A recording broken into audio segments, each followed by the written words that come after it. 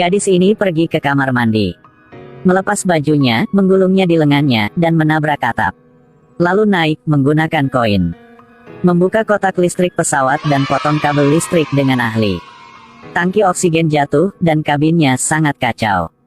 Kemudian dia mencabut kabel listriknya, memperlihatkan kabel tembaga di dalamnya, dan menyodoknya ke dalam. Di kabin jadi gelap, dia bersembunyi di lift. Pergi ke gudang dan panggil nama putrinya. Benar, dia menggunakan caranya sendiri untuk menemukan putrinya. 3 jam yang lalu Kyle membawa putrinya yang berusia 6 tahun ke dalam pesawat.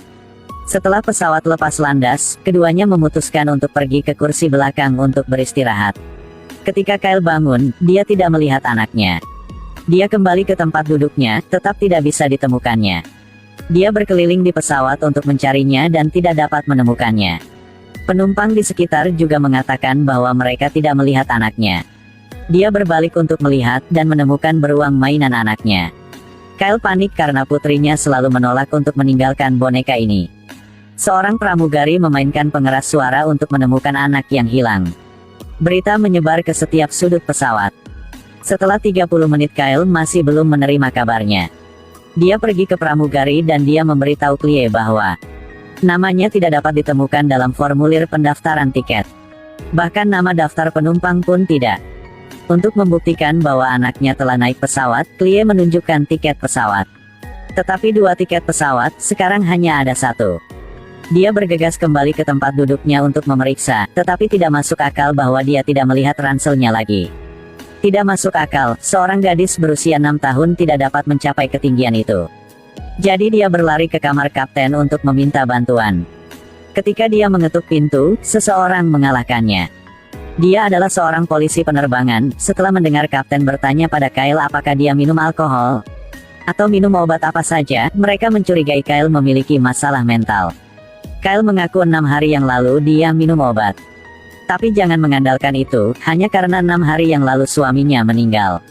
Dia minum obat untuk memulihkan semangatnya. Kali ini mereka naik pesawat untuk membawa suaminya kembali ke kampung halamannya. Peti mati suaminya tertinggal di gudang pesawat. Setelah mendengarkannya, kapten langsung mengkonfirmasi lagi.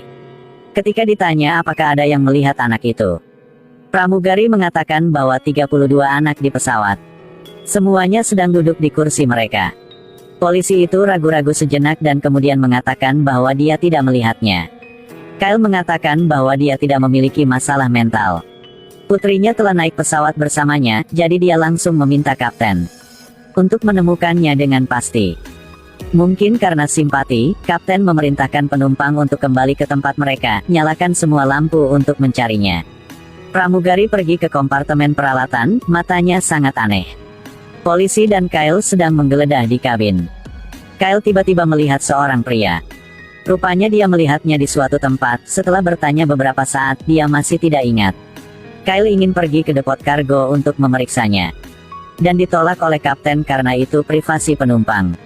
Tidak dapat melakukannya karena psikopat. Mereka percaya putrinya tidak naik pesawat sama sekali. Sekarang Kyle mulai tegang. Dia sudah ingat, pria tadi adalah orang yang mengintip putrinya tadi malam. Dia berlari di depannya dan menuntut agar dia mengembalikan putrinya. Pria itu berkata aku tidak mengenalmu, dan mengeluarkan tagihan konsumsi. Untuk membuktikan dirinya, Kyle ingin menjadi gila. Dia bergegas ke pria itu, tetapi ditarik keluar oleh polisi. Polisi mengira bahwa putri yang naik ke pesawat adalah ilusi Kyle. Dia membantah semua yang dia katakan. Pada saat ini, kapten membuka kunci pintu sehingga semua orang bisa bergerak bebas. Dia pergi mencari kapten tetapi dia mengatakan putrinya sudah mati. Pramugari memberi kapten sertifikat kematian.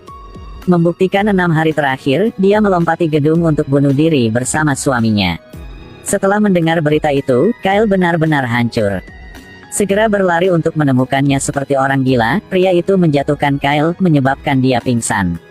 Ketika dia sadar kembali, seorang wanita yang mengaku sebagai psikiater mulai mendiagnosisnya. Dia perlahan menerima kenyataan, dia mengira putrinya adalah halusinasinya. Ketika dia melihat keluar jendela dan melihat gambar yang digambar putrinya.